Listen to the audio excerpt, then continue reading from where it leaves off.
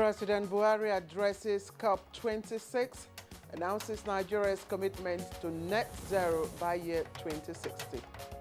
I do not think anyone in Nigeria needs persuading of the need for urgent action on the environment. Nigeria is committed to net zero by 2060. The parties and candidates will commit to peaceful elections in Anambra State by signing the National Peace Accord. Countdown to November 6th, INEC chairman arrives Oka for Anambra governorship election.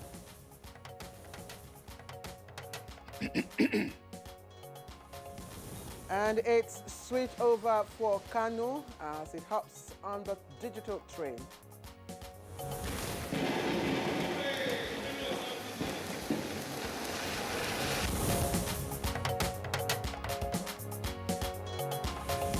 Good morning, Nigeria. Today we shall continue our conversation on the Anambra 2021 governorship elections.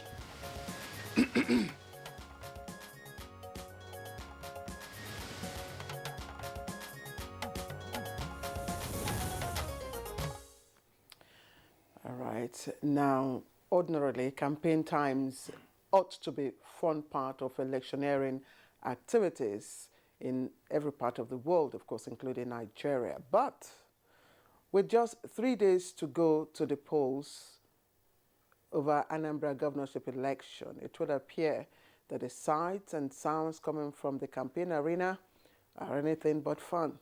Kinsley. That's right, Claire. There's quite certainly concern about the level of insecurity that preceded the elections, even though there is already a level of saturation of security forces in and around Anambra State itself as it gets set for the big day on Saturday, the 6th of November.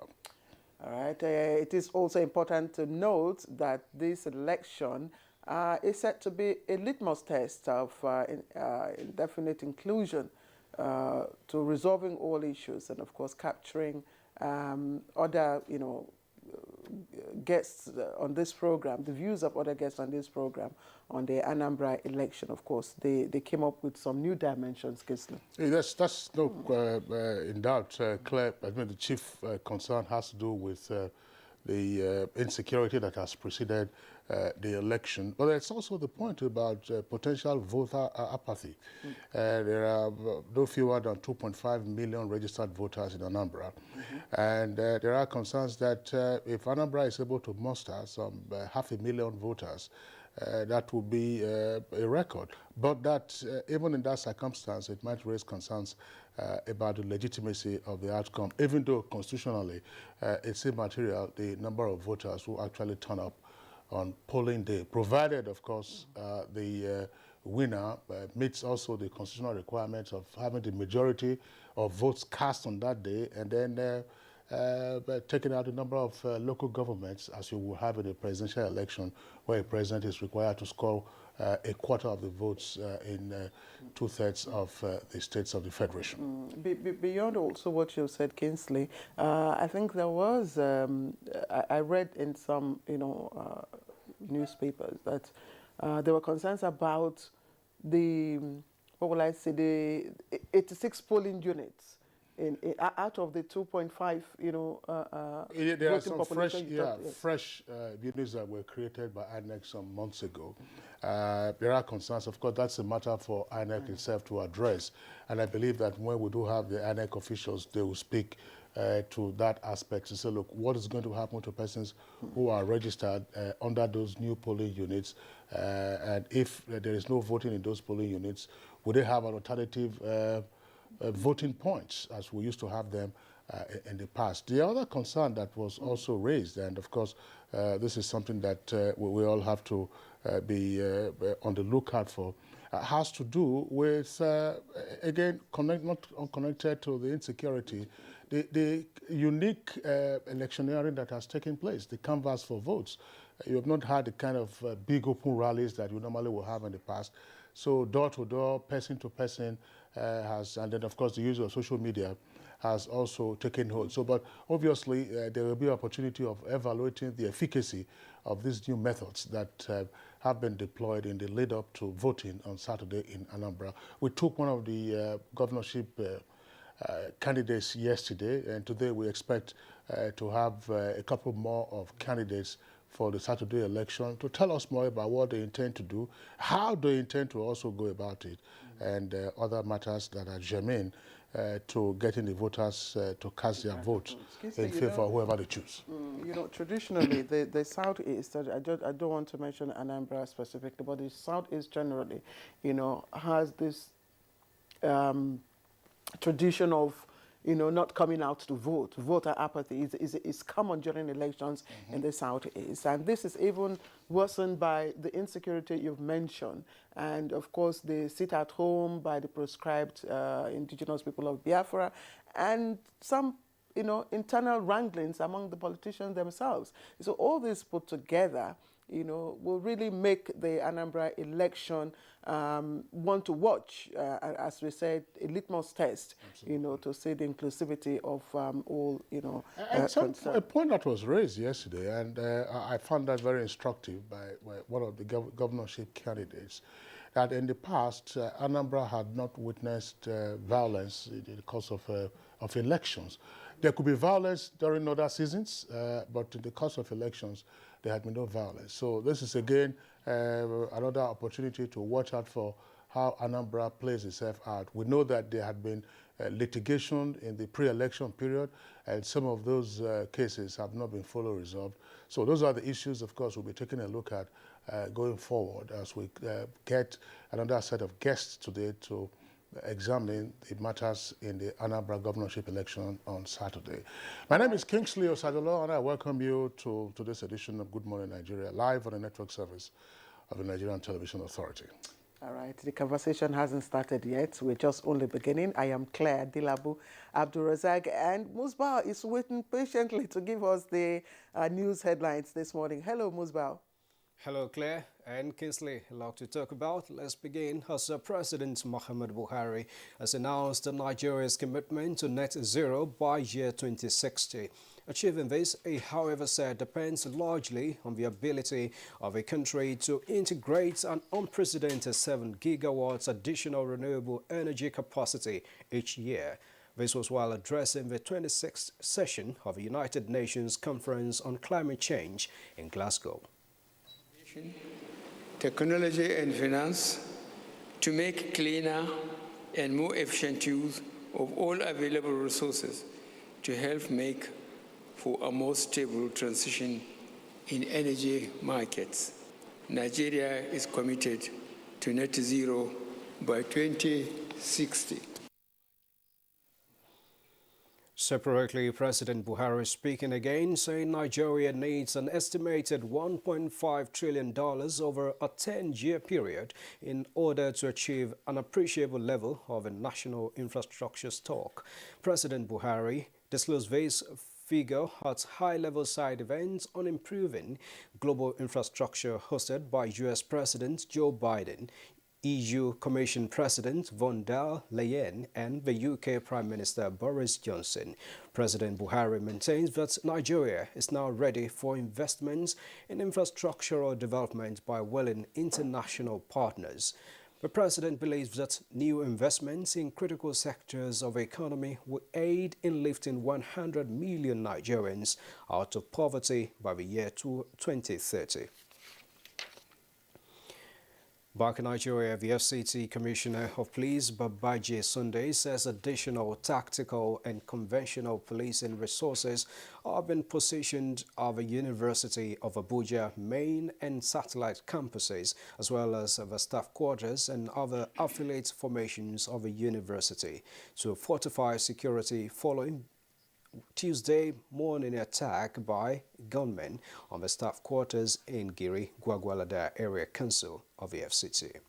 Devastating, incidences, and it's very sad that this great university is being attacked this way. Please, whatever you can do to be able to track them down, for my husband to come back alive, and the others they kidnapped alongside with him.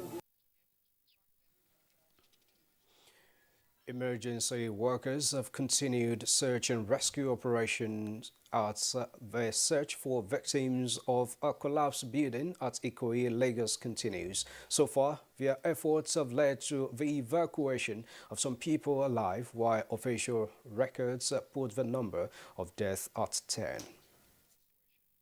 We've taken out 9 people.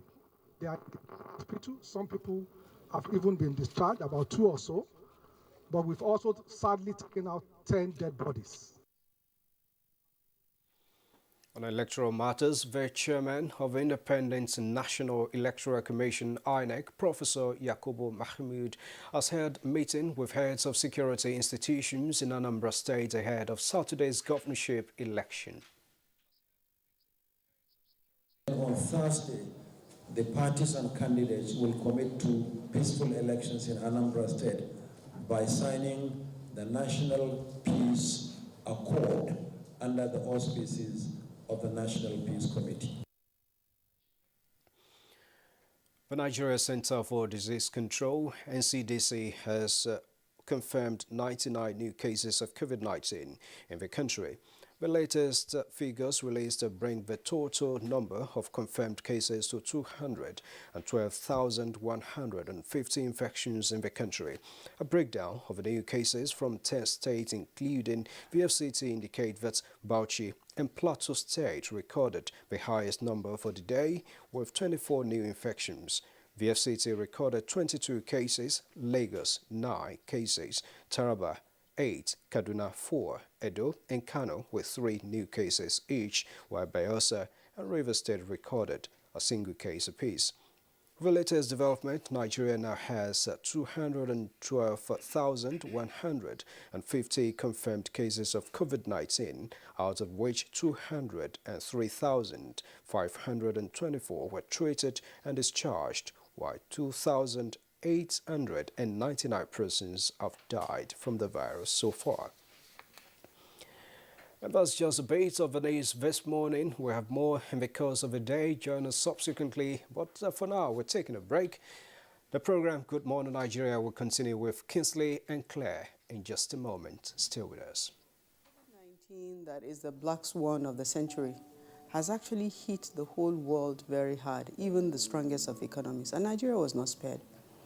But due to the proactive stance and steps that the president has taken, we've been able to come out quickly. The president has consistently said we must invest in infrastructure, even as we're investing in human capital, that we must invest in infrastructure, because at the end of the day, that is what will bring about a sustainable economic growth. So the president has given us our directive. He has said you must make sure you pay salaries and pay pensions, but you also make sure that the critical projects of roads, railway, airports, bridges, major infrastructure that are meant to drive the growth of the economy, that we consistently invest in them, even if we have to continue to borrow to do so.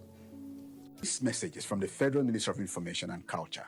Public notice. Invitation to stakeholder engagement on the draft information memorandum for the auction of 3.5 gigahertz spectrum band by the Nigerian Communications Commission. The Nigerian Communications Commission, in exercise of its function under the Nigerian Communications Act 2003, has published the draft information memorandum for proposed auction of the 3.5 gigahertz spectrum band as part of the federal government's 5G technology deployment plan. In accordance with the provisions of the Act, a stakeholders engagement forum in respect of the draft information memorandum has been scheduled as follows. Venue, Lagos Marriott Hotel, Ikeja, Lagos. Date, November 4, 2021. Time, 10 a.m. prompt. All interested stakeholders are invited to attend. Special guest of honor, Professor Isa Ali Ibrahim Pantami, MSc, PhD, FNCS, FPCS, FIIM. For virtual participation link, kindly register at this URL. Professor Umar Garba Dambata, Executive Vice Chairman, Nigerian Communications Commission. Announcer. NCC. Connecting Nigeria.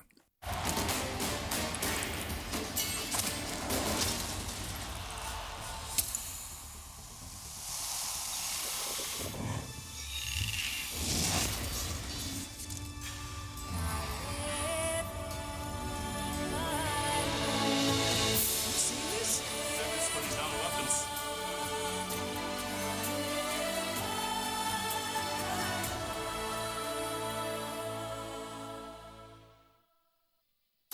one country, one peaceful people, united in diversity. We are great Nigerians. Let's be peaceful. We refuse to be manipulated by desperados and instigators. We cannot succeed without your cooperation. A peaceful and united Nigeria is possible. Join us in one voice, one love and unity. As we march round 36 states of Nigeria, including the FCT, for national peace and unity campaign to tackle it. Babban taro na Najeriya domin dawo da soyayya a tsakanin mu 'yan Najeriya. When the power of love overcomes the love for power. For our country, Nigeria. Together we stand. This message is brought to you by the ambassadors of Voice of Change Initiative, supported by Nigerian Television Authority (NTA) and Federal Capital Territory (FCT). The broadcast media ecosystem is dynamic and requires continuous training for practitioners to perform optimally. NTA TV College JOS invites relevant officers to the following specially packaged training programs. Transmitter operation and maintenance. Date 1st November to 5th November 2021. 1 week. Photojournalism and photography. Date 8th November to 26th November 2021. 3 weeks. Advanced broadcast accounting and auditing. Date 22nd November to 3rd December 2021. 2 weeks. The course fee for the 3-week course is 130,000 naira per participant, while the fee for the 2-week course and 1-week engineering course is 100,000 naira only per participant, accommodation inclusive. The venue for all courses is the serene and secure environment of NTA TV College near Old Government House, Rayfield, Jos. For more inquiries, please call 0803-314-4383 or 0806-980-9807. NTA TV College, Jos, training you to be the best you want to be. Chelsea will be hoping to continue a hat-trick of victories against teams in the relegation zone when they welcome Burnley to Stamford Bridge. Will they succeed this Saturday? It's Chelsea versus Burnley on the Premier League Live, showing on the network service of the NTA from 2:30 p.m. The Premier League Live is brought to you by Baba Ijebu and powered by Integral.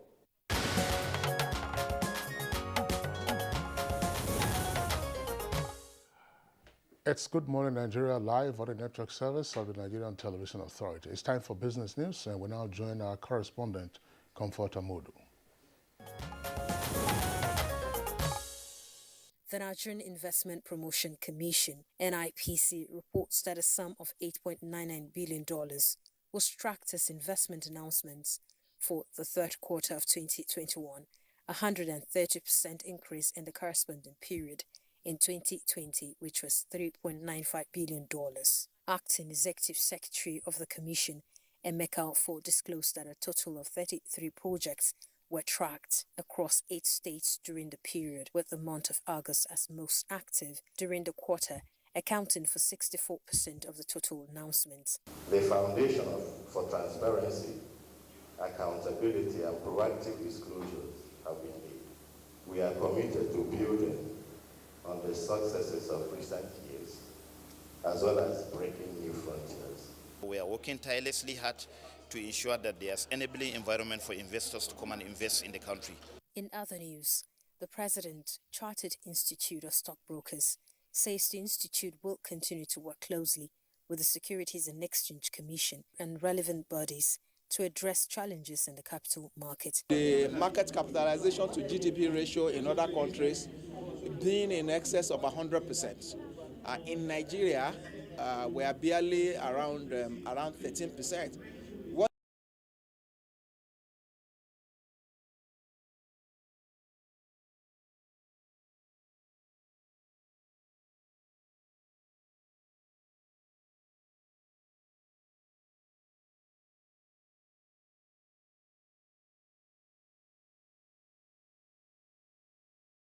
To enhance the market through technological solutions to boost the economy long term. In the meantime, investors gained 19.10 billion naira as all-share index inches up by 0.09% after Tuesday's trading session to close at 42,013.39 basis points. 318.9 million shares exchanged hence in 5,492 deals valued at 3.2 billion naira. With business news, Comfort Amodu. All right, Comfort, I'm already there with our business news, and coming up shortly will be the newspaper review.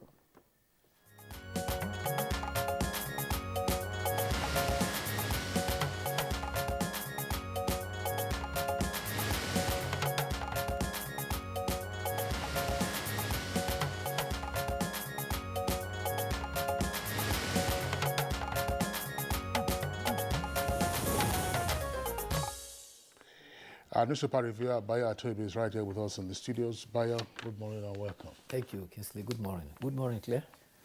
Good morning. Good morning, Nigeria. Good to see you. Good to see you. All right, let's begin with the leadership newspaper, and that, of course, plus another copy that we have. Leadership newspaper has on its front page, that's immediately below the name flag, says, at COP26, that's taking place in Glasgow, President Muhammadu Buhari pledges zero emission by 2060.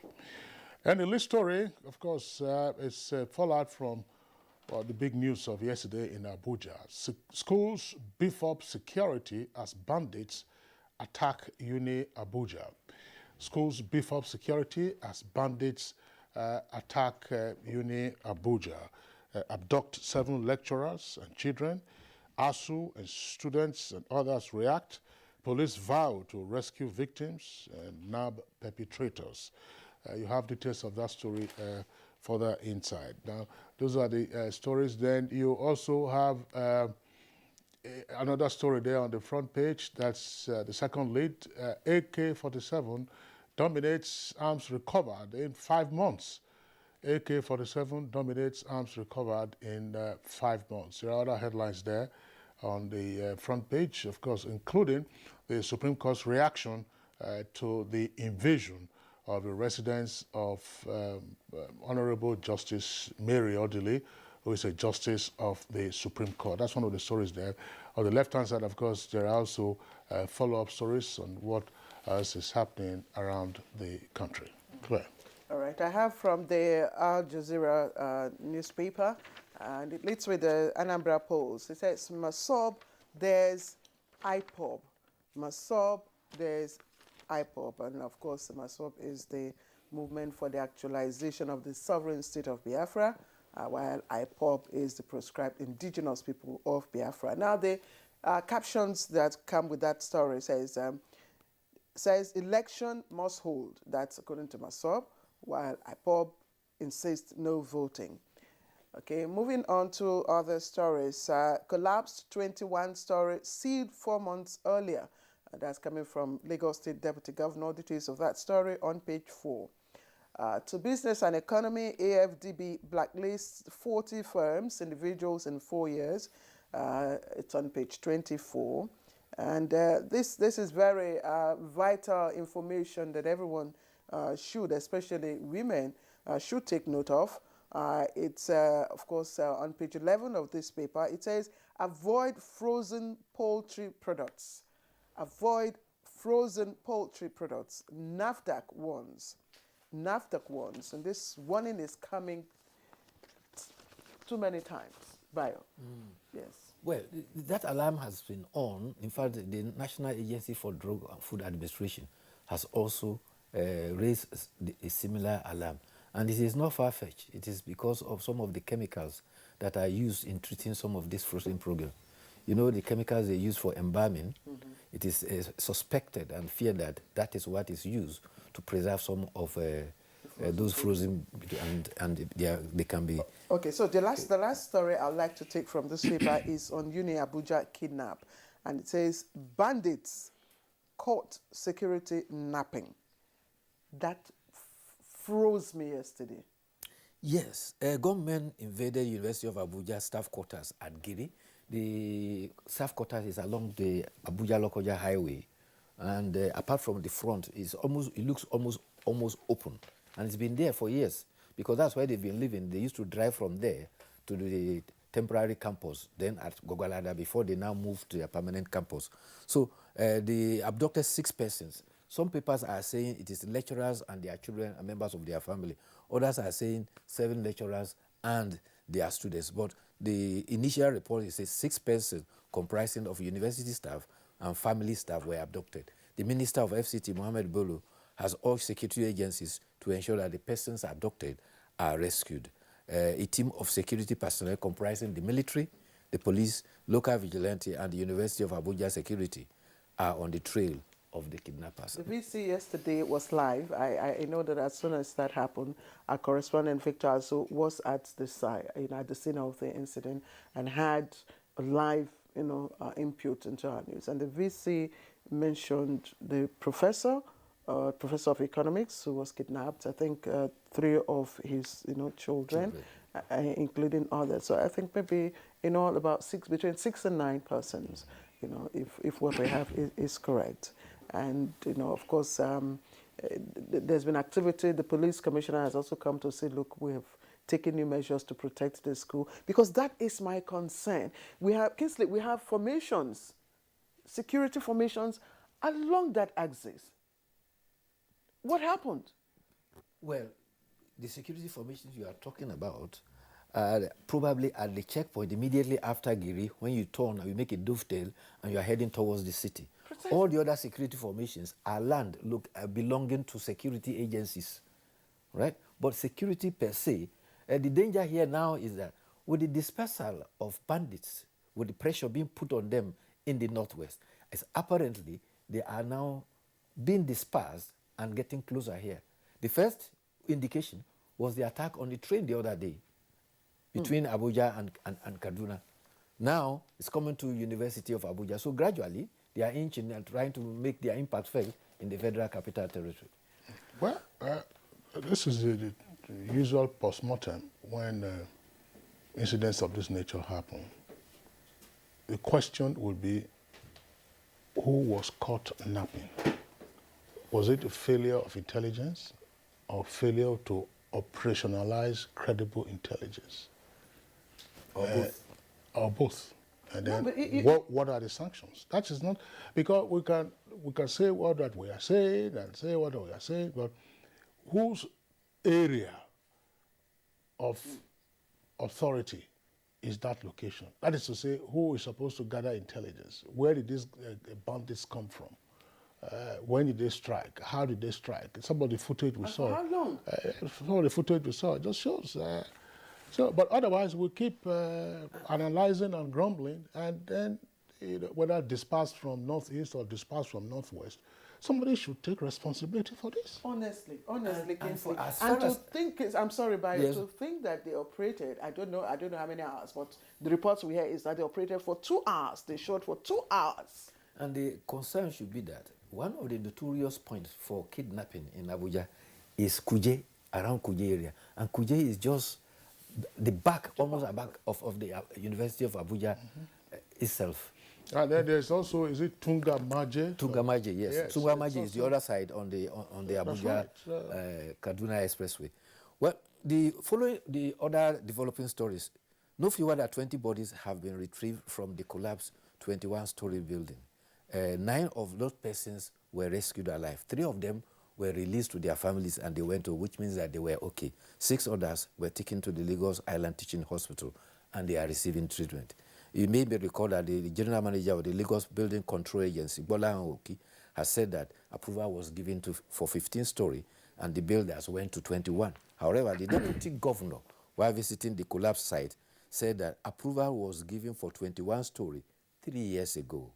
In fact, the building was sealed up between July and November last year, a period of 4 months, when some anomalies were noticed in the construction and were ordered to be corrected. And they were taking correctional action when the collapse happened. Meanwhile, Governor Babajide Sanwo-Olu yesterday ordered the indefinite suspension of the general manager of the Lagos State Building Control Agency, Mr. Bola Hanwoki. Commissioner of Information, Benga Omotosho, who said it, says that government has set up a panel to probe the tragedy. You know, Payo, if I remember well, it's a long time I visited, Lagos and Ikoyi, in particular.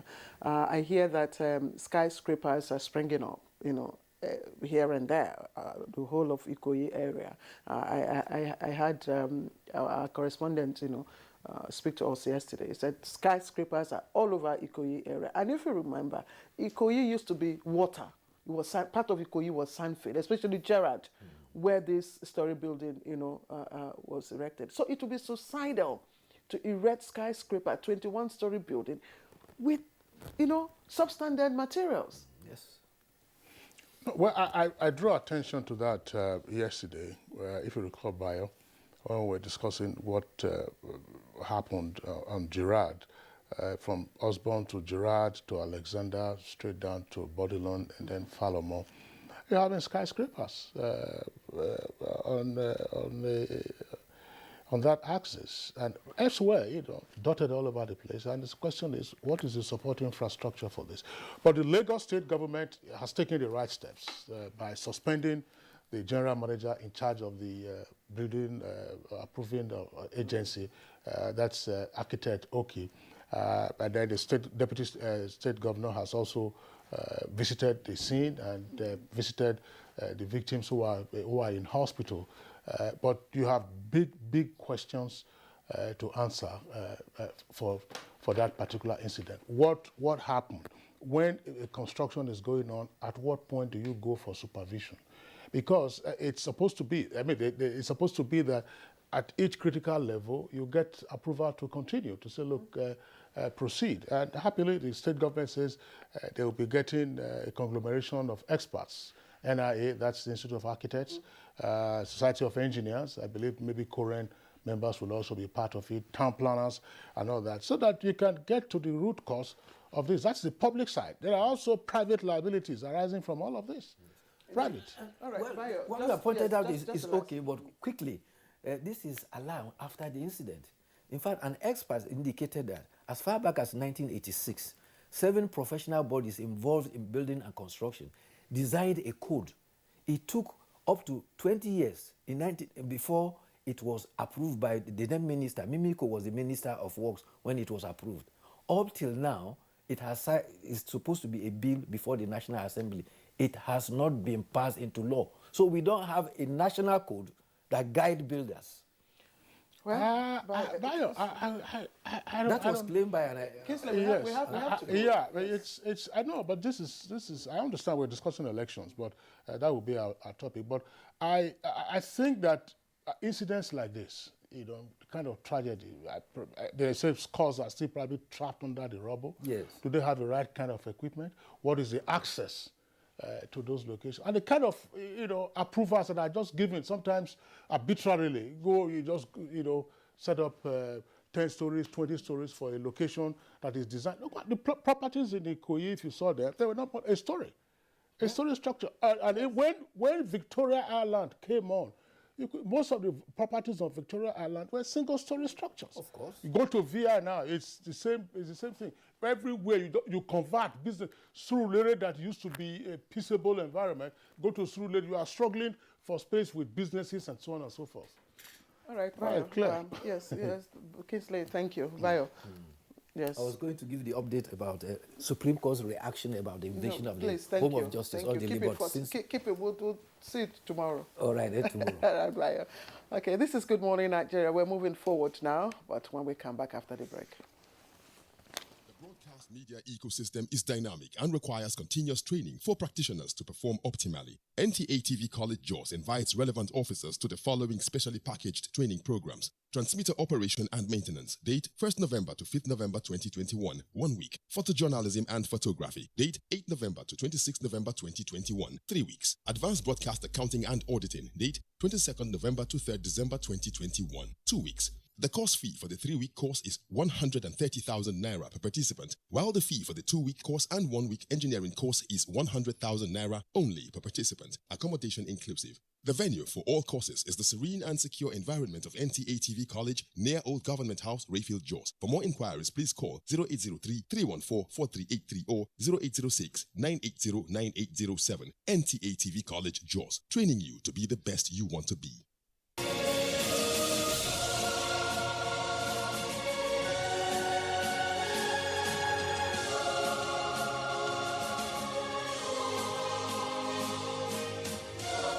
We are all all Nigerians. Against all odds, we shall and must remain united. We may have our challenges, our problems, and setbacks. However, together we shall overcome them all. What doesn't break us shall make us stronger. This is the mindset that shall bring peace, progress, and prosperity to our beloved country. Do not let tribal and religious sentiments govern how you think, act, or feel.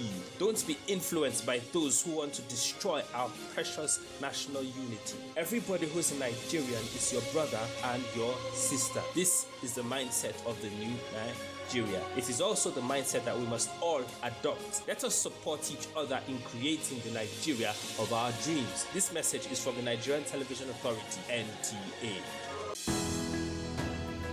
The counsel of our fathers. My advice to these young people is please do not take us back to those harrowing days. You probably do not know what it is. Nigerian youths, let's build our nation together.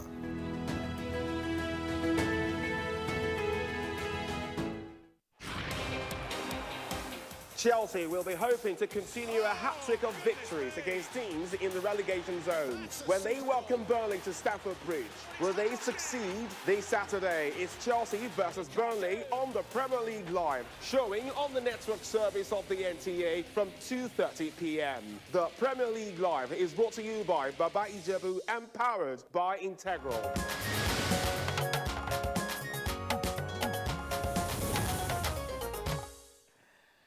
All right, so we're moving on to our conversation for today. We're all looking at the Anambra governorship election coming up on Saturday. But just before we do that, let's listen into a background report put together by Abdul Salam Jibril.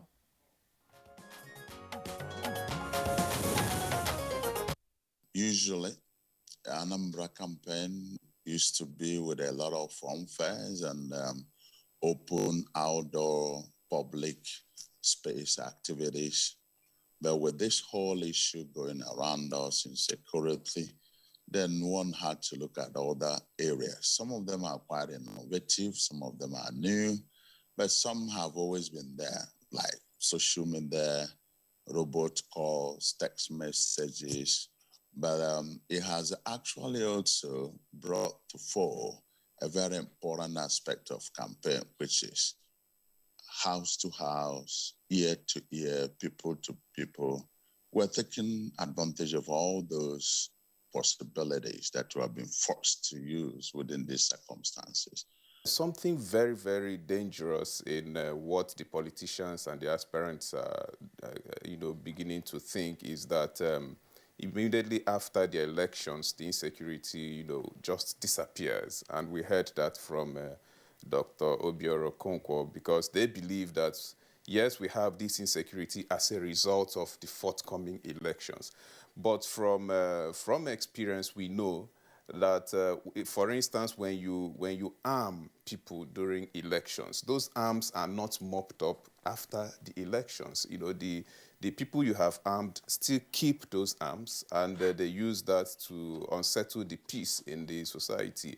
So if anybody is thinking that once we conduct elections on Saturday, then Anambra reverts, back to its peaceful self, I think we are getting that wrong. The only thing that we can say in Anambra is that there's a balance of terror, not balance of ideas, not really, campaign issue. It is simply about, capturing the power for self-centered interests, not really for the people. And it is a reflection of what is going on in many parts of Nigeria. People come, talk, speak, say all sorts of promises, from the federal to the state to the local government. It is the same scenario. Now, after you even mobilize people, you get elected, the next minute you decamp to another party. So which means that all the things that you have said, you do not mean it. And you have betrayed the people that have supported you, only for you to move to another party without even consulting them. So that is why we think it is important that the situation in Anambra is taken very seriously.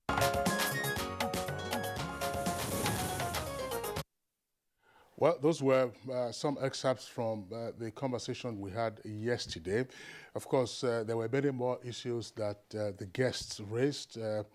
Some of those issues, of course, have not been captured in the excerpts. Today, of course, as we indicated, we're having a new set of guests. And joining us from Awka, the Anambra State capital, would like to welcome the governorship candidate of the People's Democratic Party, Mr. Valentine Ozigbo. Mr. Ozigbo, pleasure to have you with us on Good Morning Nigeria. Thank you so very much. Thank you. All right, so let's begin straight away.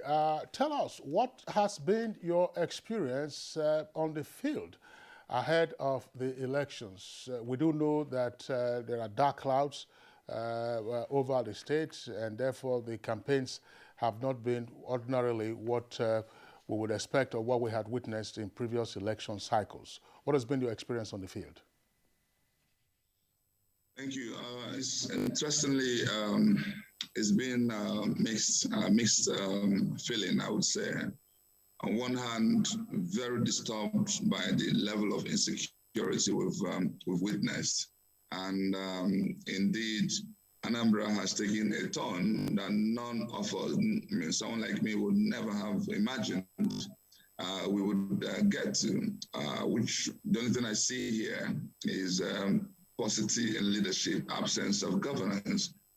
What I see people do is apportion blames and nobody's taking responsibility, which is very unfortunate.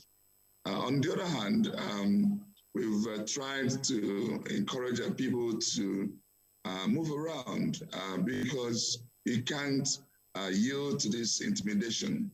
As you know, some of these activities are politically motivated. There are some people who think they stand to benefit in the midst of chaos and may even want less people to come out.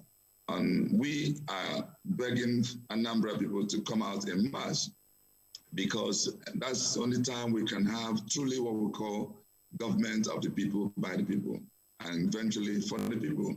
So we have brazened up to move on with our activities. Yesterday, we had a gigantic rally at the Alex Ekweme Square in Awka.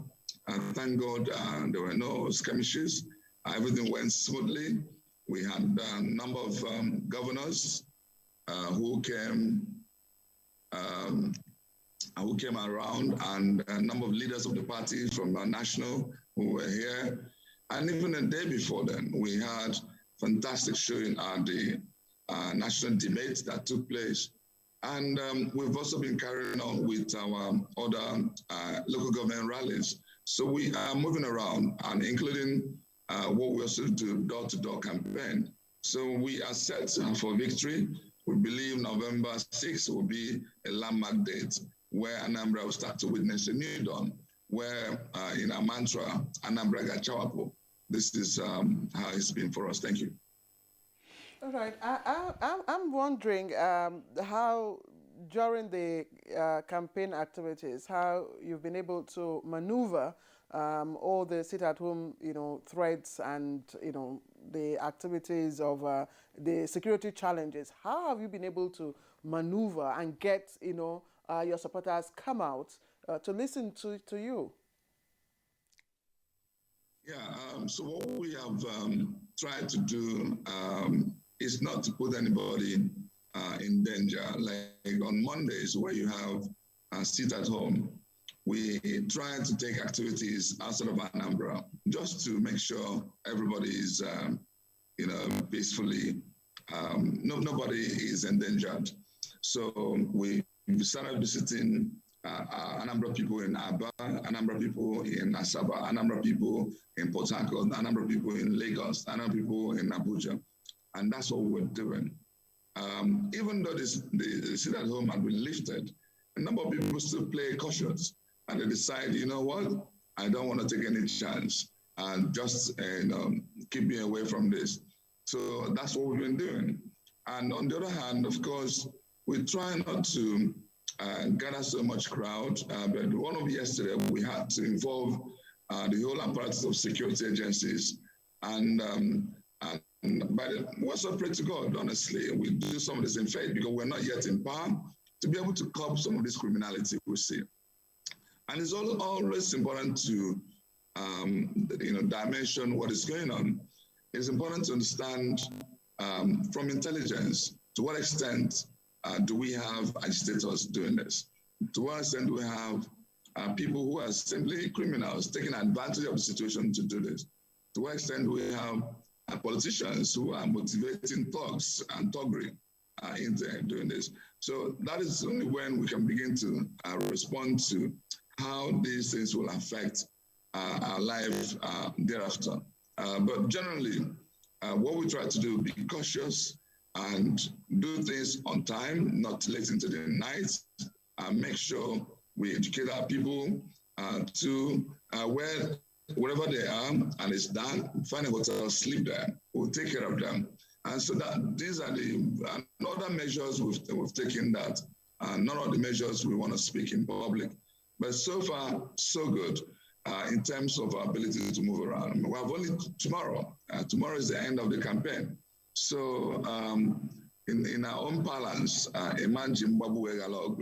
if you just decide to close down on your campaign activity, then you have succumbed to the intimidation and terror. So that's not what we're known for. There's some people who have decided, you know what, if this means sacrificing their life to guarantee the future of their children, they will. So there's some people who are bracing up the whole insecurity because they know it's totally man-made. They know it's well orchestrated by people who think they can benefit. But for me, what is actually more crucial is let the government sit up. Let the APC government at the center sit up. Let the Abuja government at the state sit up. Let them take responsibility. This is their first assignment. Take care of life and property. And they're failing in that regard. And this is also why we say to our Anambra people, do not reward impunity. If people have failed, get them out.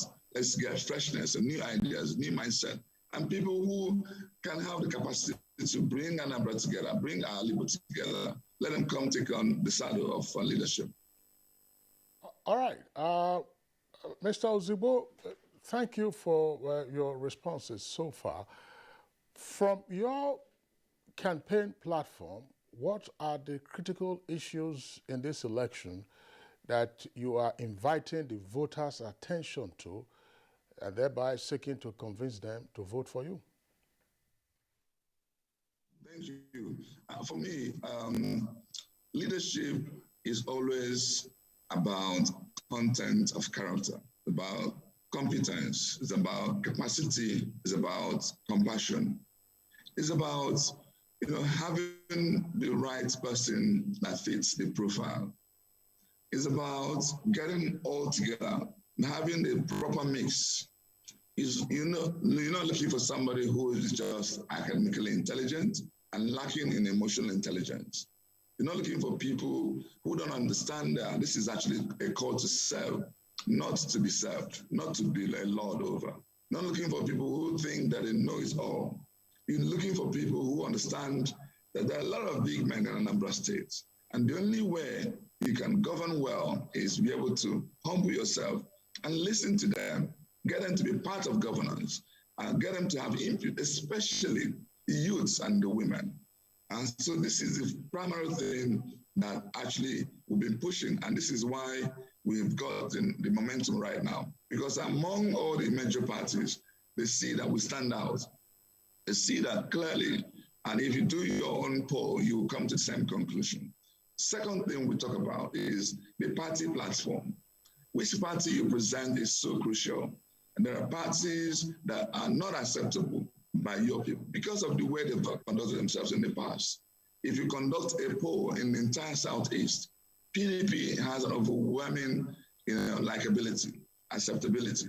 And so if you're also looking one day that we are going to have an Igbo president, it can only come from PDP and not APC. And so to that extent, reject the party that can't protect your interests and accept the party that will protect your interests. The third part is how you emerge is so crucial. You can have a good man in a right party, still get into governance and behaving badly. That happens usually when your hands are tied, when you have been sworn to the shrine, when you have become independent. You're looking for somebody who has that openness, that clarity, that independence, who has emerged through a free and fair process. If you are a beneficiary of a stolen mandate or an imposition of any kind, your hands will be tied by the impostor, the people who put you there. And that is why if you go to the alternative party, APC, for instance, they didn't conduct primary. It's obvious. There's no Anambra person that can say to you they knew where primary was conducted in Anambra. If you do the same thing, come to Abuja, same thing, they know that, in Abuja, there was actually a disqualification of those who were qualified. Imagine saying that two sitting House of Reps members were not qualified. So they cleared the way to impose somebody. And with this, therefore, you find that in me, and my deputy, you find the right mix of content of character, you have the right platform, imagine through a free and fair process. And therefore, all that now remains is the commitment in the Anambra. What are we coming to do? In fixing the roads, the insecurity, the two perennial things, and eventually power and other things that we've laid out in our manifesto. Okay, Mr. Candidate, I thank you. But, I'm wondering how the outcome or the turnout of voters of Anambra in this election would affect your chances of winning it, because these are unusual times, for the people of Anambra in elections. Again, considering the fact that historically you've always turned out very low voter turnout, very low, and the odds are not in your favor. You belong to the opposition party, which at the moment is losing, most of its or some of its members to other parties. Again, you also are not what we call a political, a political force, a strong political force. So what are you going to do to ensure that the 2.5 million people registered to vote, come out, or at least come out en masse?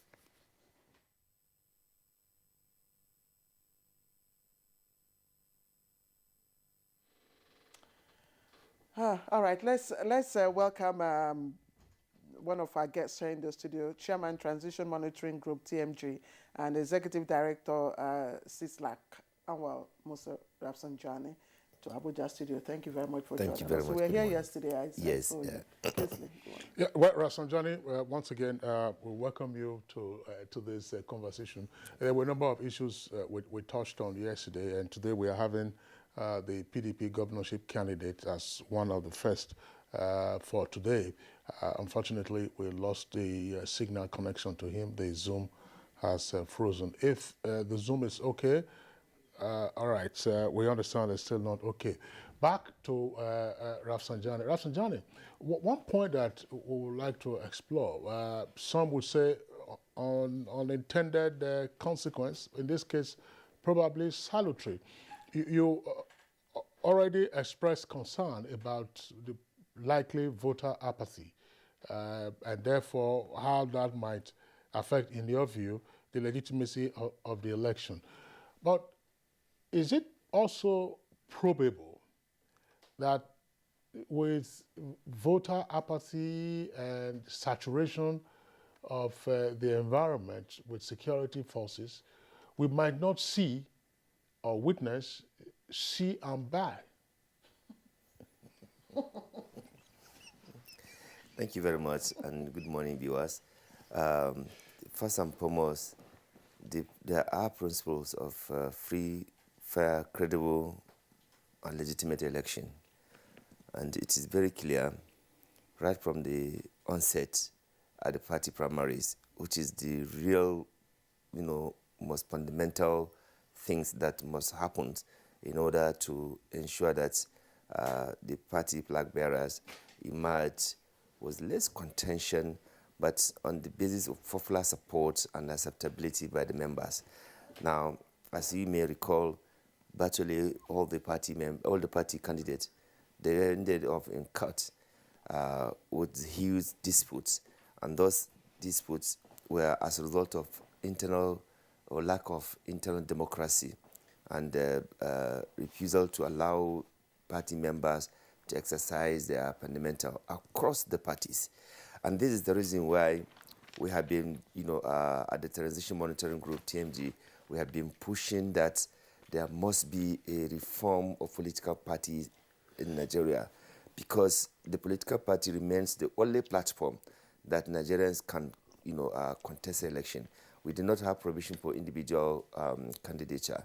But if you look at what is going on now, the nature of the campaign and the emergence and the way the party appears to be an individual business, which has actually defeated, one of the more major important things, because the party is supposed to be pushing and promoting candidates.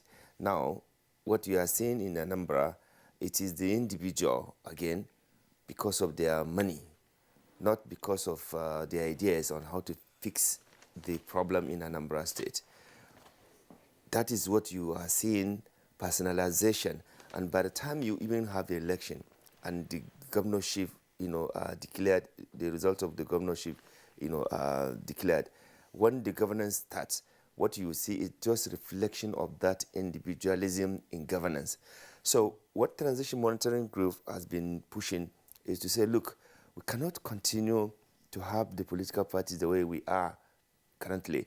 There are so many credible, patriotic, committed, knowledgeable, experienced people who want to go into politics. But because of the monetization, commercialization and privatization of the political party system in the country, it is extremely difficult to see people who have something to offer to governance that are allowed to come. So in the case of Anambra, you will also see how many court cases, in fact, those cases, I don't know whether we can safely say they have been fully resolved, So there is a big threat to credibility and legitimacy of that election, coupled with what we are now seeing, because when we did security risk assessment on the Anambra election, we discovered that there's a serious, huge threat to really having a peaceful,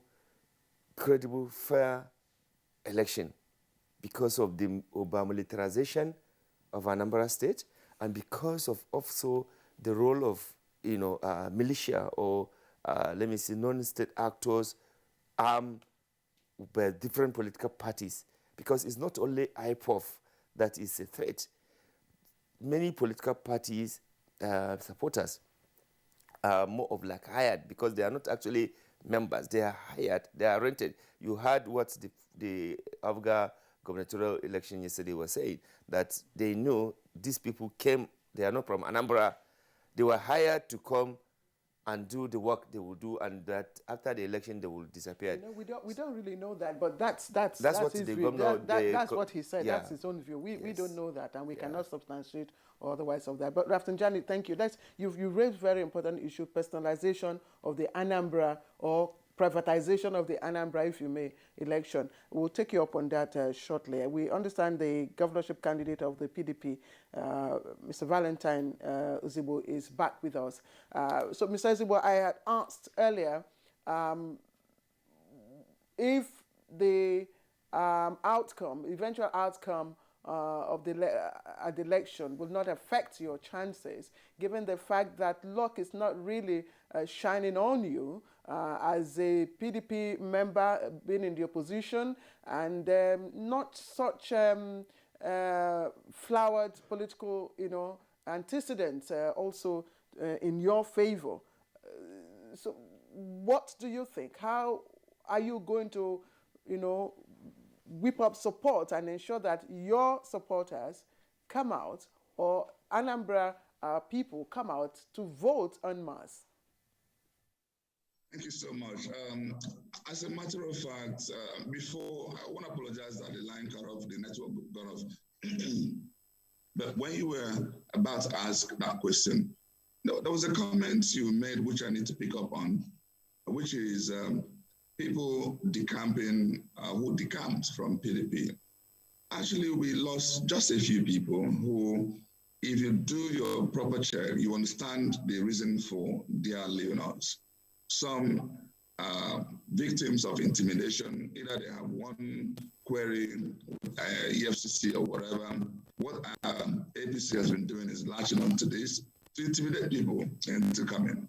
And some, for whatever other personal agenda they're pursuing. But you know the beautiful thing? They go alone. The majority of their followers remain. As a matter of fact, it's been the opposite. Yesterday, can you imagine that the entirety of the state youth leaders of other parties have joined PDP? And I'm talking about true grassroots support, not purchased support. Genuine. State youth leader of Abuja, state youth leader of YPP, and many others. And in fact, in Agota local government, where three of us from, West Soludo, Anambra, and myself are from, the entirety of APC structure collapsed, including the ward chairman of Oga Ward 1, Oga Ward 2, and not just the ward chairman, the entire executive. So there's no APC in Agota right now. And that's the beauty of the momentum we're building. So what I'm telling you is that we are actually on our way to victory. In terms of getting people mobilized to come out, we all have a role to play. The media has a role to play. So what I'm telling my supporters, come out in the 5,720 polling units. We're all going to have movement restriction. Nobody's going to move from one location to another unless authorized. To that extent, we're going to have a free and fair process. Yes, the militarization notwithstanding, just come out from your home, move to the closest place, which is your polling unit, vote there, remain there, cast a vote, and go home. There's nothing, no more. So if you do this, it may affect the number of people that may come out, but still a good number will come out to ensure that we emerge victorious. So, but let the media also help here in letting them know the importance of coming out and, letting their franchise be protected. Thank you. Well, Mr. Ozugbo, still with you. The point has been raised that, in a sense, you are a rookie in politics. How, if you win, do you intend to govern a politically volatile state like Anambra? We have seen the history of that state since 1999, and in a number of instances, it's not been palatable. How do you intend to govern? And more particularly, there is a clear issue about the economy of Anambra being prostrate at the moment. How do you hope to re-engineer it? What I would actually urge you to do is look back at who Valentine has been. I am that child of grace that whatever I lay my hand on, I turn it around. A transformation leader is a transformation leader, no matter where he finds himself. In terms of my background, I started off as a village boy who grew up and becoming the best in primary school, secondary school, and the University of Nigeria. I made the best result in the Department of Accounting and in the faculty as well. Eventually had my MBA, qualified, became a chartered accountant, became a fellow of the body and other bodies, and eventually gained Children's Scholarship, went to England for my second master's, had distinction in MSc Finance, I enrolled in Global CEO program, which I did in 3 universities, and became the president of the class, which I am till today. I worked in banking for 17 years. Within the first year, I became the best staff of Diamond Bank in Nigeria, got to the level of branch manager in 5 years, regional manager in 7 years, rose to the level of general manager, where I looked after businesses, including expanding businesses in other parts of the world. And ultimately, I became the president of CEO of Transcorp Hotels PLC. And within the period, I actually took that hotel to become the best business hotel in Africa. And I won many global awards in that process. And then I became the president of Transcorp Group and looking after power business, oil and gas business, hospitality and agribusiness. So who is Valentine? Is somebody who is competent, who has the capacity, who has the connection, who has experiences in power, in oil and gas, in agribusiness, in hospitality, and what have you. So when somebody says you haven't done politics, Yes, I'm not coming with the baggage of politics. I'm coming with the freshness of idea. I'm coming with the youthful energy. I'm coming with what Anambra needs now to bring Anambra together. So my friends, my brothers, this is now talking to me, Anambra, all of us my together. sisters. It is time for us to create a change that we need. It's time for us to move away from the dysfunctional past and cling on to a better reality, better vision that can get Anambra to transform. For this kind of, All right. Thank you very much, Mr. Valentine Ozugbo. We will, of course, pause you, and then, as we earlier indicated, we're having another governorship candidate join us for today's conversation. And he is the candidate of the All Progressives Grand Alliance, Professor Chukwuma Charles Soludo, is also joining us via Zoom. If we can see him on the screen, we will welcome Professor Soludo to this conversation.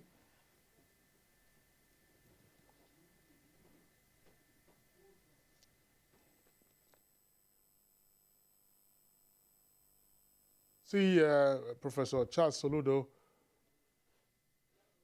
on the right side.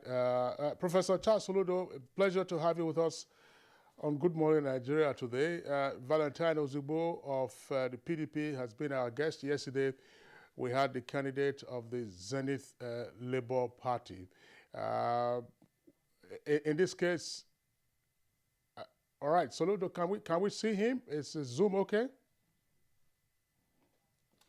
All right. Now we understand that the signals we've lost the signals, and I'm sure we'll sort that one out going forward. But back to the studios here, Ramsanjani, the question I asked you had to do with an unintended beneficial effect of voter apathy, assuming that occurs on Saturday. I was saying, is that likely, therefore, to diminish the incidence of see and buy, which has been a menace in our elections in recent decades? No, because the whole process has been commercialized. That's the truth from the party primaries. And, up to this moment, it is still that is working among the various political parties in this election in Anambra. So the vote buying is still very much in pause, and that is one thing that is really going to also touch the fact that we in Transition Monitoring Group, we've been, sensitizing and educating, in particular in this election, the Anambra people, not to allow their conscience to be bought, not to allow anybody to come and bring peanut for them in the name of buying their vote, because that their vote is what will help to change whatever they consider as bad governance or good governance that will come. So if you go and allow politicians to buy your vote with the peanuts, you have lost your freedom. And that is very, very important for people to understand that if the moment you sell your vote, the moment you have disconnected yourself with even the candidate or the government that will be in place, because they will tell you they've already paid. So it is important that electorate understand the consequences of selling their vote. A lot of politicians, they do this through all sorts of things. In fact, some they even use public money, especially those ones that want to go for the second term as a sitting, governor or president. They come up with all sorts of schemes using public taxpayers' money to actually engage in vote buying. We've seen so many, of such kind of thing at the state and national level. So vote buying is still going on in Anambra, despite the fact that, many of the political parties or politicians are virtually hiring what they call, because they don't even believe in the Nigerian security, because the Nigerian security, they themselves too, they are even afraid to go to some places. So they have, these politicians, all of them, they have to hire their own militia. So the worry that many people are having is that the clash between different, militia groups in Anambra will also, cause many people not even come out. That's beside the threat or rather the instruction given by the IPOB that people should not come out. And you know, of course, even on a normal Monday, directive, people will comply with that, instruction. Now, not talk of when the place has been over-militarized. You know the number of policemen that have been deployed. You know the number of army that are there. You know the number of DSS that are there and other security forces. So the people that will come and do the election, they will be tiny. The place will be populated by militia, IPOB, and army, the security in Nigeria. So the real people that are supposed to come and do the election have been shortchanged because have already been intimidated. The environment is not, safe for them to come and exercise their fundamental right, even though you are supposed to, vote within your own polling unit. But to even come out for any of those people to cite you, because if you are not their member, they will consider you as a threat, and therefore they may go after you. So it is a very terrible situation that has been allowed to linger and escalate the way it is, And all these, if the political parties, for example, in Anambra, they meant well, they could have done things in a manner that they can de-escalate the tension and focus on issue-based.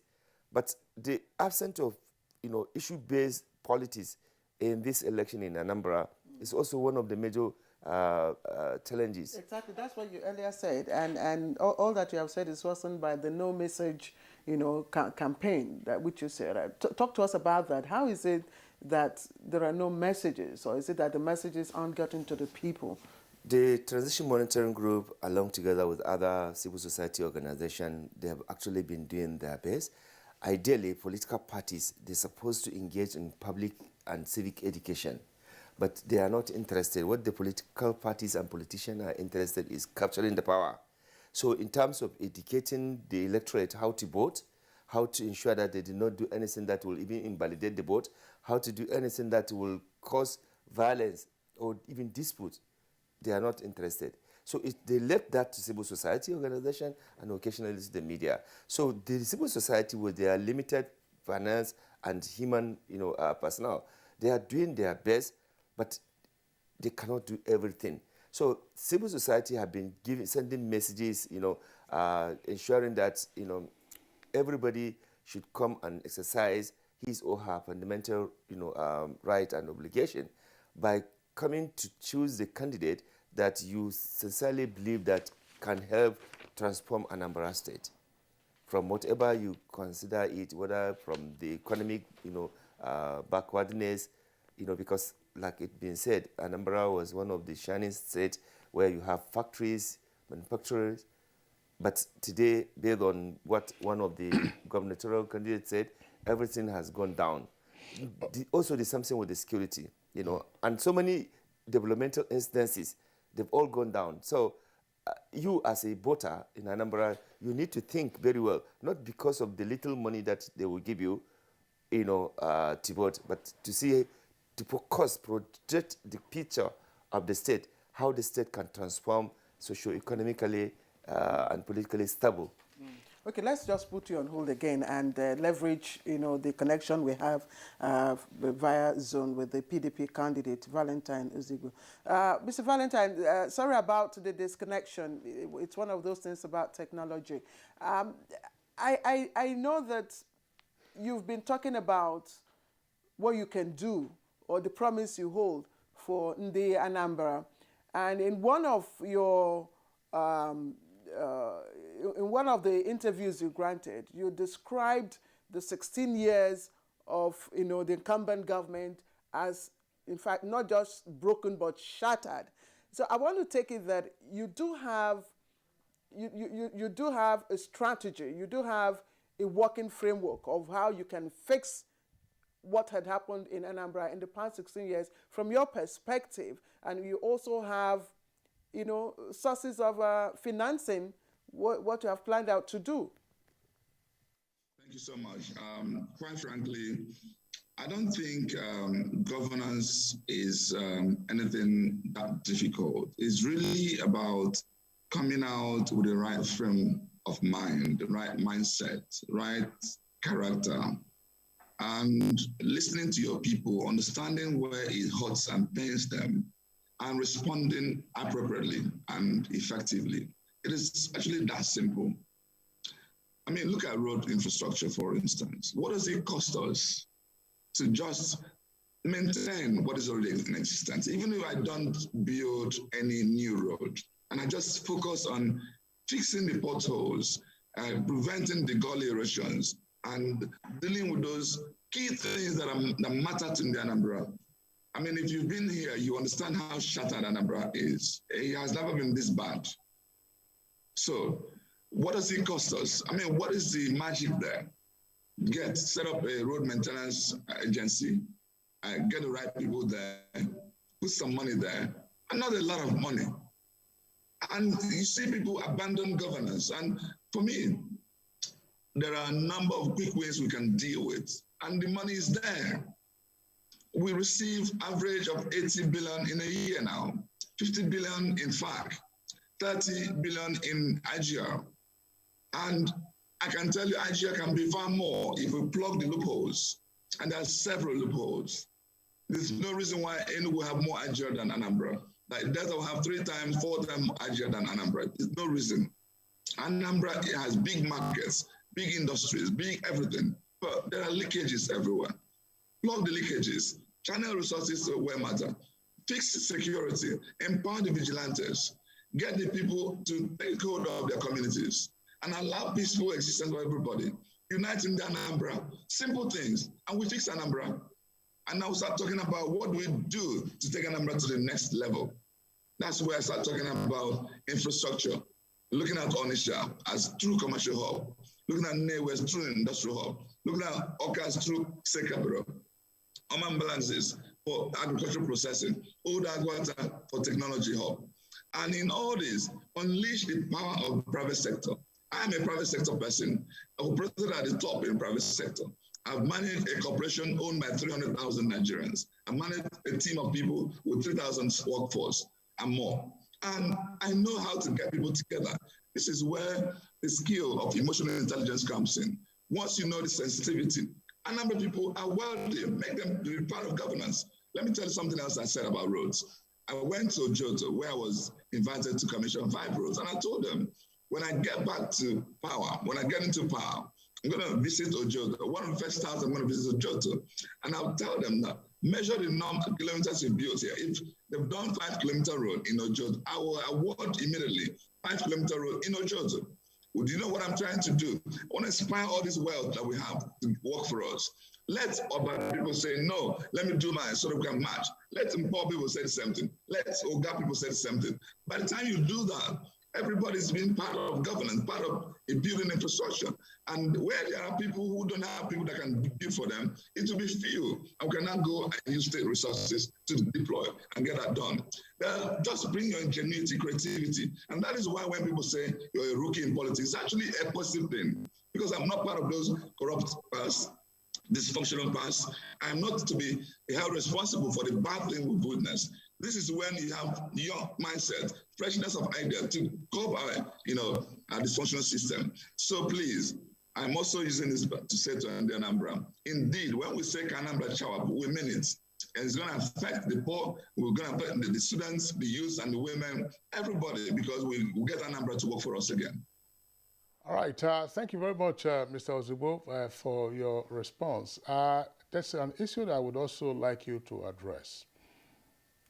We have seen, particularly since the advent of the Fourth Republic in 1999, the emasculation of local governments. We have also seen at the state level the majestic tendencies of governors who almost invariably also emasculate the state houses of assembly.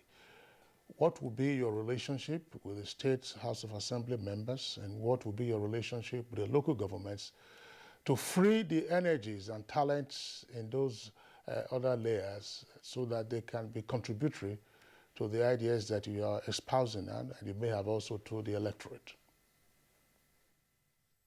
This is such a fantastic question because, some of us who have succeeded in the private world can tell you the only way we succeeded was by surrounding ourselves with competent people around us, building a team, a strong team, formidable team. In politics, people want to, do the opposite. They feel intimidated when smarter people are around them. They want to be the one to shine. That's not how to govern. Governance framework requires that you create the layers of structure, of governance, empower them, and get them able to fire on all cylinders. I can't be a governor and be a local government chairman. And you need competency across board, even up to the PG of a town union. And so I am an advocate of quality corporate strong governance where everybody fires on all cylinders. Let the arms of government do what they need to do. Let them be empowered to do so. And I won't be threatened by it. And so I will actually be conducting a local government election in record time. When we get on board, and we'll make sure that it's done well, such that it will be the people in local government that will choose who leads them. And once this is done, and you empower them, let their constitutional money go to them, but guide them in making sure they do the needful, they apply it judiciously, and everybody starts to fire on all cylinders. Same thing with legislators. For me, I am, the only way you can understand how someone can succeed is that same concept of emotional intelligence. Understanding that you're not God, you're not the Lord, you are just one servant, you're just at mercy of the people.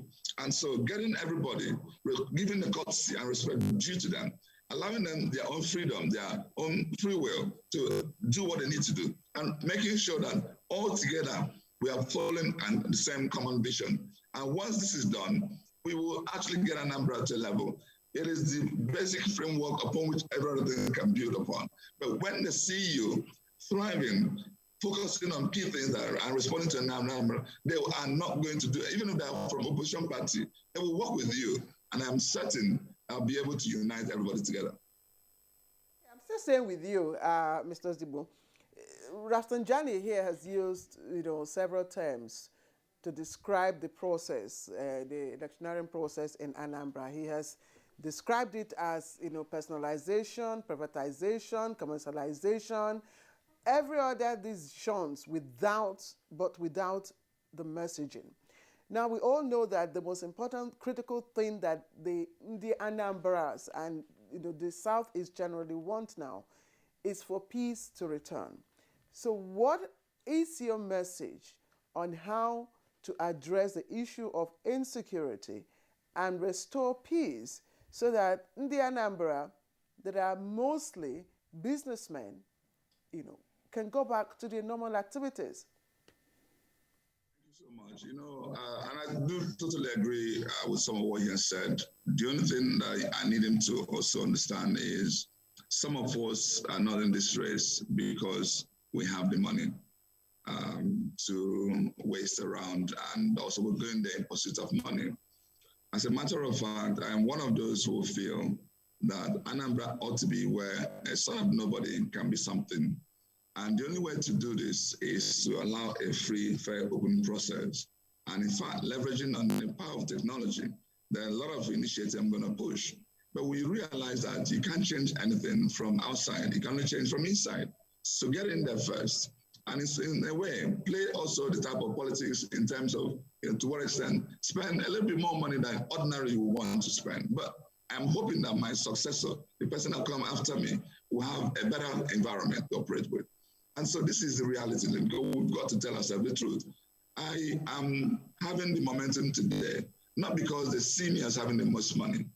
I even tell them, if they give you money, take it from them. For God's sake, it's our money. Some of these are stolen money from the coffers. Take the money, but still vote the right. Vote competency, vote character, vote process. And this is what I represent. And a number of people are buying into it. So in terms of my messaging on insecurity, quite frankly, I've spoken about it already. And peace, it starts from, you have to give what you have. Look at every single one of us and imagine who is more peaceful. Look at our past, where we're all coming from. Who has not, gone to his own villages and ruffled? Incidentally, if you bring all my contenders and just do a little background check, it will show clearly that indeed I have the most to give because of what I've done in the past and my, orientation of the past. But beyond this is the experience to govern and ability to get the right people together. We want to take Anambra to where it used to be and beyond. And the only way we can achieve this is focus on security. And that things we need to do in the immediate, in the medium, and in the long term.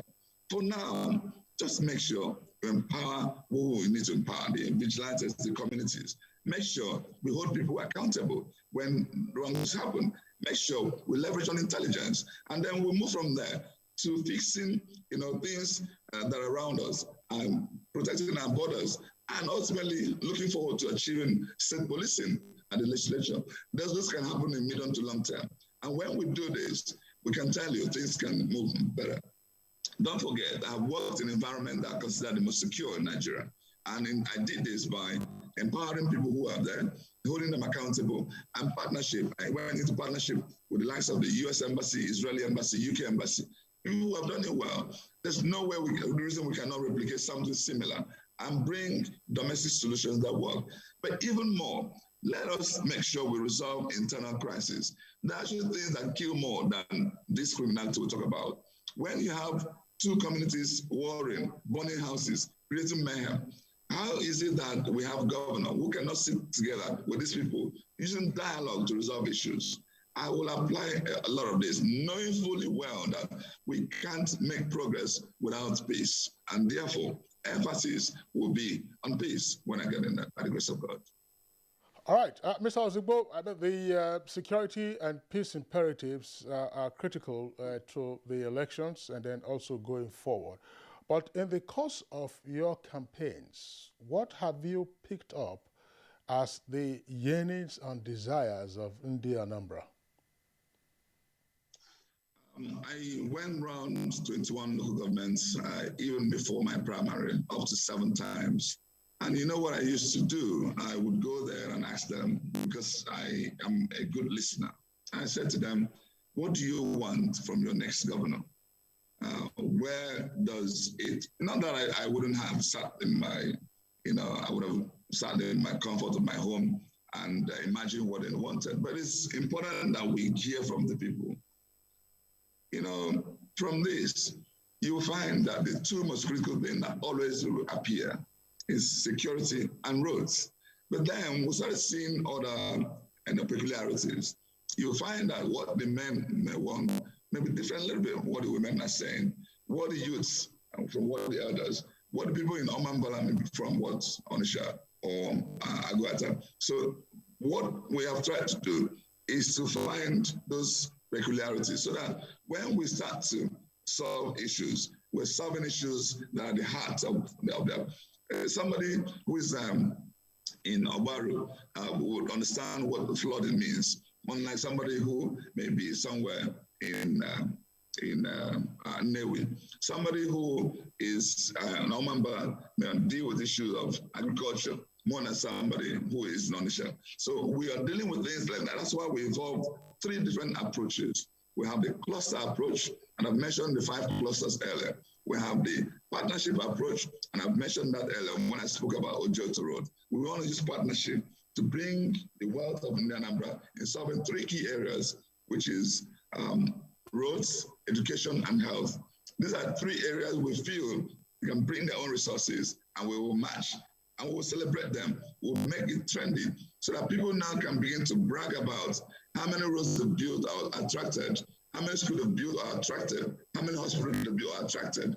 And this will be our basis for our relationship with them going forward. If somebody who has done this is entering the government house and looking for any favor, I will listen to him more as somebody who has 20 Rolls Royce and has nothing to add to it. So let them brag about the things they've done for the communities. And sorry. So if we do this, you find that we will ultimately get Anambra to where it ought to be, quite frankly. Thank you. Very much governorship candidate for the People's Democratic Party. Rafsanjani, let's look at, okay, yes, I'm sorry. We'll take a short break. When we come back, I'll now take my question to Rafsanjani.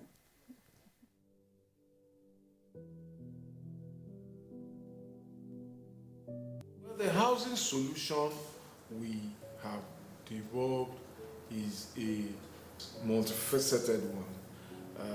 First, we have tried to lead a program to build what we think will be an acceptable and hopefully affordable housing type based on surveys we did in 2015, 2016 and construction that started in 2017.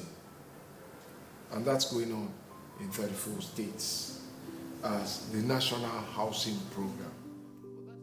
This message is from the Federal Ministry of Information and Culture.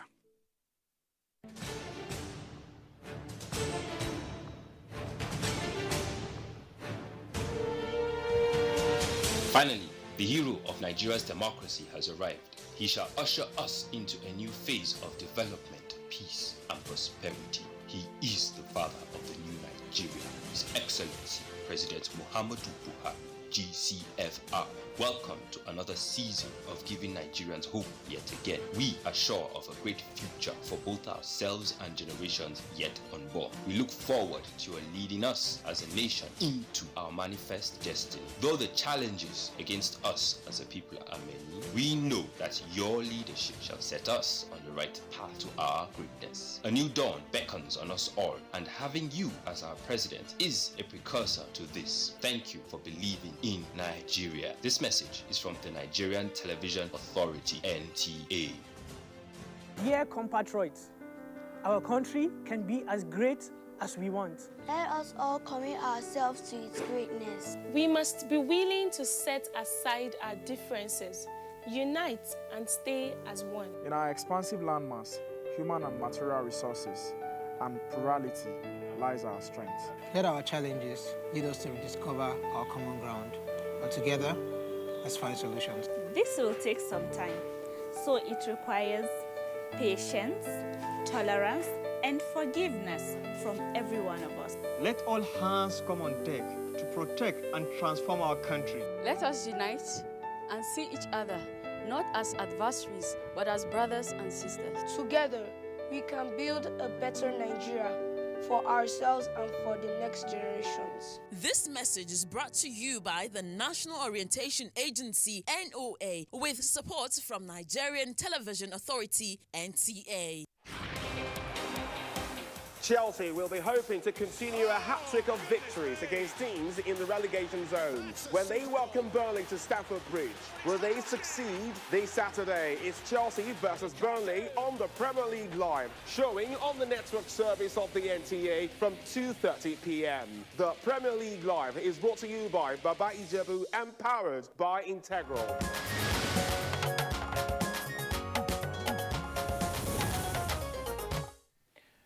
All right, welcome back, and we're discussing Anambra elections ahead of the polls coming up on Saturday.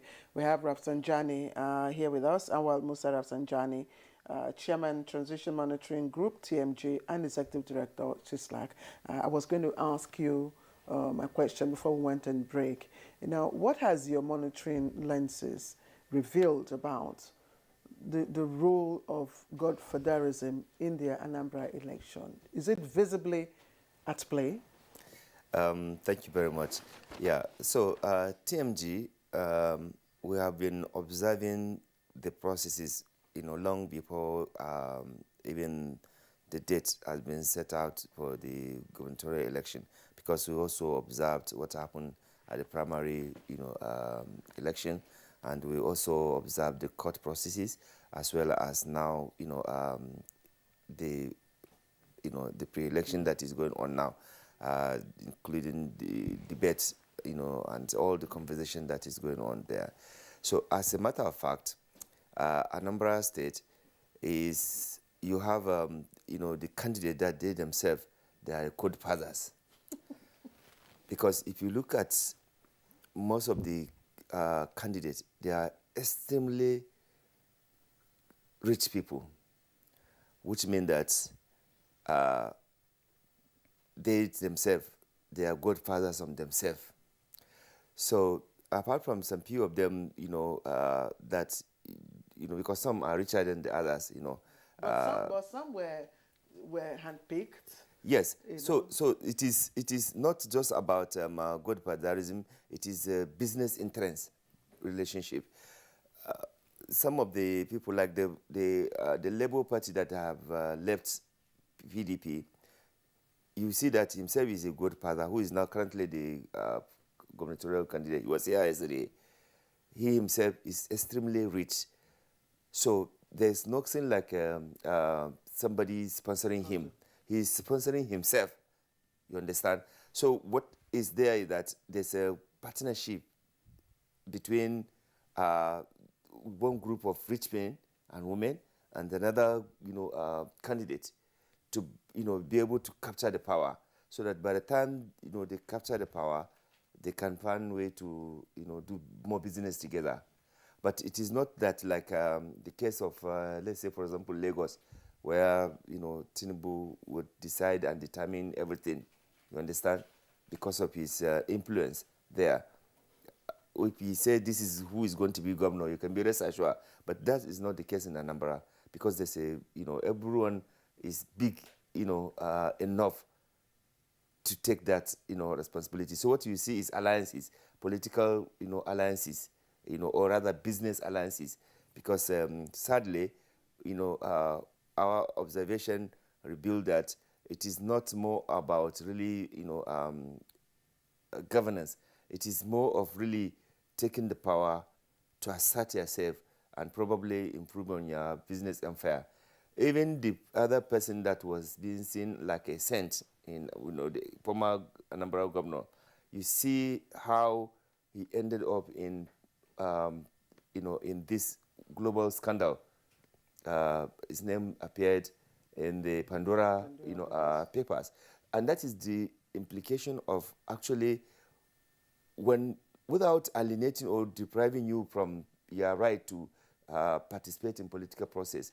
But why can't you, since you excel in a particular area, why can't you concentrate, and then you can actually work together with other people who have much better experience to do. But if everyone say he or she want to be the one, then we will lose opportunity of having people probably that have more experience, that have more competency, that have more, capacity to govern both at local and state as well as national level. So are we in that wise degenerating? We've been trying to check, the impact or influence of godfatherism, and now we are having what you may call moneyfarism or something. No, what we are seeing now is we are degenerating because the dirty money in politics is what is playing around now, both at local, state, and national level.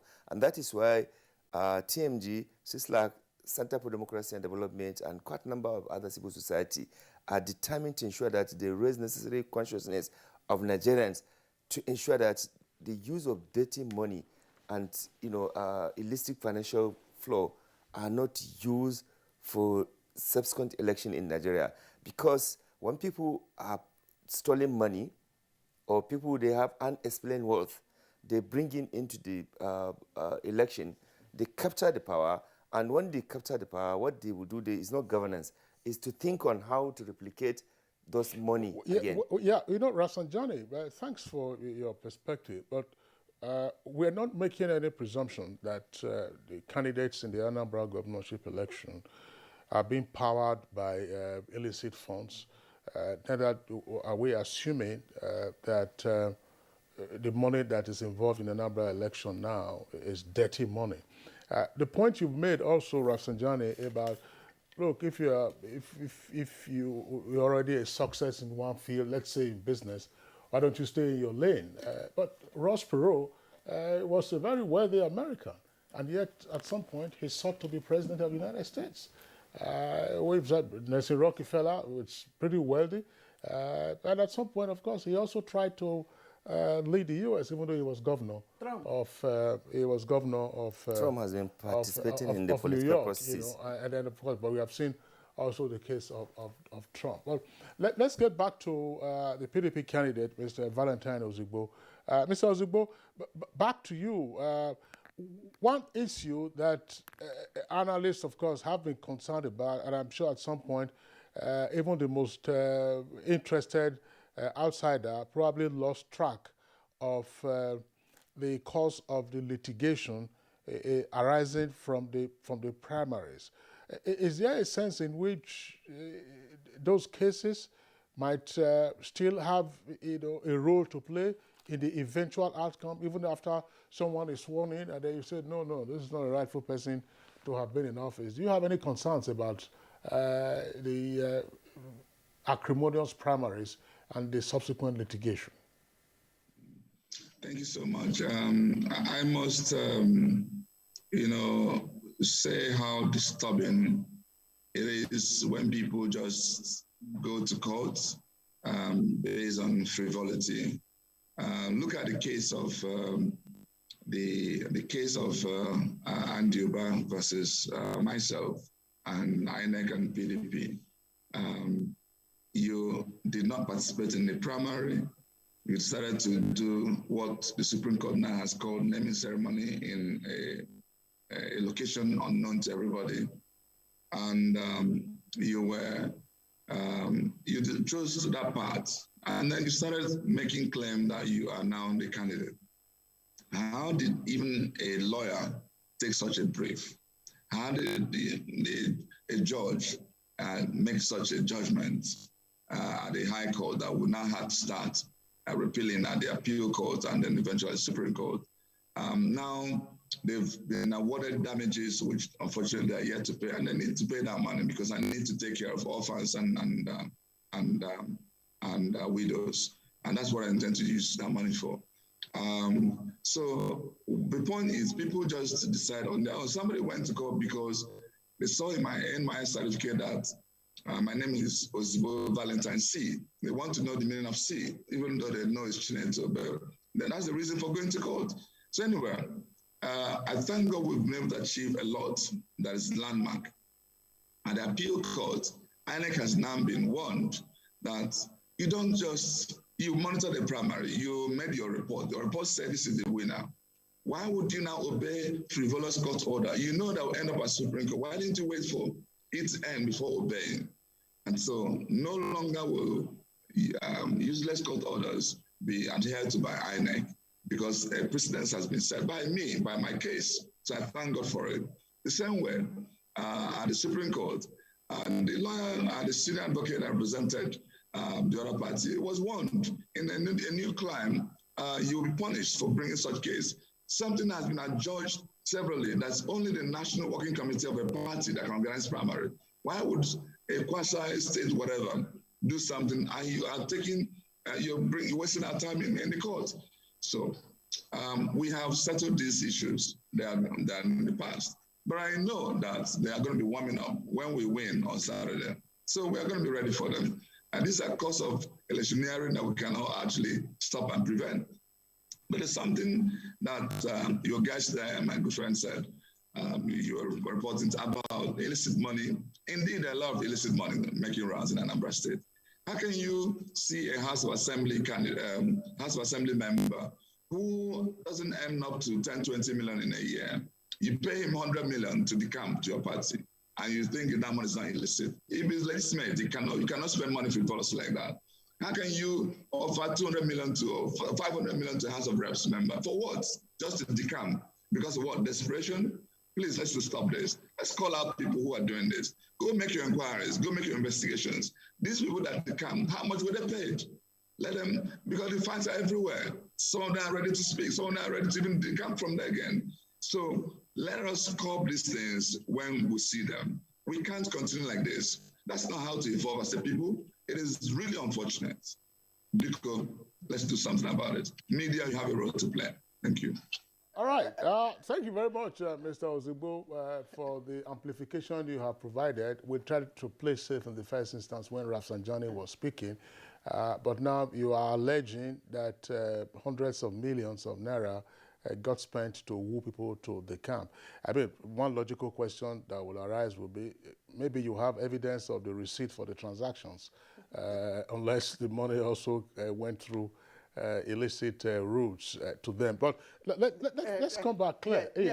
I still want to take him on one question, because he's the beneficiary of it, and that's about zoning. Almost all the candidates, maybe except one or two, is not from Anambra South, and it appears that's the zoning for the governorship election. So I'm going to ask you, what is your perspective about zoning and power sharing? Before I get on there, please, let's do the journalism work of investigation. I can tell you, you have hundreds of evidence to back up what I've just said. Don't take my word. Let your investigators go on ground and confirm what I just spoke about. I know a number of NTA workers in Oka that are fully aware of what I was just spoken about. Now, let me go on to zoning. I am an advocate for fairness, equity, but at the same time, competency. I honestly feel that we can achieve both at the same time. We do not need to sacrifice competency on the altar of zoning, no. But we also don't need to marginalize people on the altar of mediocrity, and it must be me and me and me. In Anambra, it was evident that if any party would, posit any candidate not from the South, and this is from the polls that we conducted, it was obvious that the entirety of Anambra, it wasn't the Anambra South people saying it is our turn. It is the entirety of Anambra, Anambra Central, Anambra North, and Anambra saying it's fair for Anambra South to be the next. So the question here is, do you have competent people within that zone? If you had a case where there was a more competent person in Central or North, and there's somebody weaker, I can understand the issue. How much, in the case of this election, we have the most competent person in the same zone. So it only makes sense that if you wanted to win the election, play with the sentiment and emotion of the people. If you go contrary, then you're playing God. And that's exactly what happened. When some of our people who are now in other parties, like Zenin Labour, Obiora Congo, and we told him, don't bother, don't waste your time. But he went on, and he saw the end, and it still went into another party. You will see what is happening again. Respect the will of the people. This is not about who you are. It's about what people are saying. Do your poll and align appropriately. So, in conclusion, because it's not just about an Anambra election, going forward, it's also going to come, even in the presidential election, let's find people who are competent and also within the right zone so that fairness and equity will be adhered to. Mr. Ozugbo, I mean, we do know that Anambra suffers from some major ecological issues, namely sheet erosion. We also know that Anambra also has some major infrastructural challenges, so that the arterial roads, Onitsha, Enugu, Port Harcourt Expressway, at least the portion you have in Anambra, and then the Onitsha Owerri Expressway. I don't know what the state of those roads is at the moment, but a few years ago when I was in that axis, those roads were in a crisis situation, as it were. Questions have often been asked as to the networking between the state and the federal government. We see some states who decide to undertake repairs of federal roads awaiting reimbursement. We also see now the tax credit that companies are getting. Tell us, what do you intend to do to ramp up your interaction with the federal government to accelerate the infrastructural upgrade in Anambra with regard to roads, and more particularly, reactivating and ensuring that new map, which has been dealing with erosion, gets more successful results? Thank you. This is something that is at the heart of a lot of communities, a lot of local governments, especially where I come from. The old Agwata Union, Urumba North, Urumba South, Agwata, and also even along the other people of the coastal area. They are at the mercy of a huge erosion menace. I can tell you that if you see some of the sites, you get so worried that state resources can never be able to come in and deal with it. And so the question here is, how do we deal with it? There are only 4 possible sources of such help and funding. Only 4. It's either from the resources that we have and muster as a state, either FAC or IGL. It's either we are bringing in the private sector, unleashing the power of private sector. It's either we're getting federal government support or we're getting multilateral support. These are the 4 sources. And if we conduct ourselves well, we have the right structure, we're able to attract all of this together. And I'm happy you mentioned how, for instance, MTN is using the tax credit scheme to now look to develop the Enugu-Onitsha Expressway. That is such a fantastic move. And I'm going to be one of those who will jump onto the fray to push for that to be done in an efficient manner and for many more to be replicated. I'm afraid, Mr. Valentine Ozigbo, we're running out of our time, but we do appreciate the fact that you could join us via Zoom all the way from Awka, the Anambra State capital.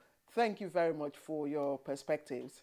And that was governorship candidate of the People's Democratic Party, PDP, Mr. Valentine Ozigbo. Let me also appreciate Chairman Transition Monitoring Group, TMG, and Executive Director, CISLAC, Anwar Musa Rafsanjani, who also shared his perspective. Anwar, thank you. Always a pleasure to have you with us. Thank you very much. All right, let's quickly check developing stories on the foreign scene. Ethiopia's cabinet on Tuesday declared a nationwide state of emergency after Tigrayan rebels seized 2 crucial towns in an apparent push towards the capital. Lawmakers are expected to approve the measure within 24 hours, the country's state media says. In recent days, the Tigray People's Liberation Front, TPLF, has claimed control of 2 key cities about 400 kilometers from Addis Ababa, and has not ruled out marching on the capital, which has so far not seen any fighting. The government has denied claims of the TPLF territorial gains, which, if confirmed, would represent a major strategic advance. Much of northern Ethiopia is under a communications blackout, and access for journalists is restricted, making battlefield claims difficult to verify independently. Recall that Prime Minister Abiy Ahmed sent troops into Tigray a year ago to detain and disarm the TPLF, a move, he said, came in response to attacks on army camps. All right, let's go back now to our sports desk. Napoli forward Victor Osimhen took part in training on Tuesday after missing Sunday's 1-0 away win at bottom club Salernitana due to injury. Osimhen picked up the injury in training last Saturday and failed to take part in a league game for the 2nd time this season. It remains to be seen if the Nigerian international will be fit for Napoli's Europa League away clash against Polish club Legia Warsaw on Thursday. The 22-year-old has scored 9 goals in 12 appearances across all competitions for Luciano Spalletti's side this season. Former FIFA President Sepp Blatter and erstwhile UEFA chief Michel Platini have been charged with fraud and other offences in Switzerland. Swiss prosecutors say Blatter unlawfully arranged a transfer of 2 million Swiss francs to Platini in 2011. Prosecutors say the payment damaged FIFA's assets and unlawfully enriched Platini. Blatter and Platini now face trial at the court in Blesona. The case was opened in September 2015 after FIFA was dogged by accusations of widespread corruption. Both Blatter 85 and Platini 66 have denied any wrongdoing. All right, so that's it for us on Good Morning Nigeria today. We appreciate your being with us. The program returns tomorrow, same time, 7 o'clock in the morning. To take care of yourselves, I'm Kingsley Osadolo. And I'm Claire Adelabu Abdul Razak. We always appreciate your presence every morning and ask that you join us again same time tomorrow. And also join us in our fight against rape and rapists. From all of us here at the production crew, have a great day.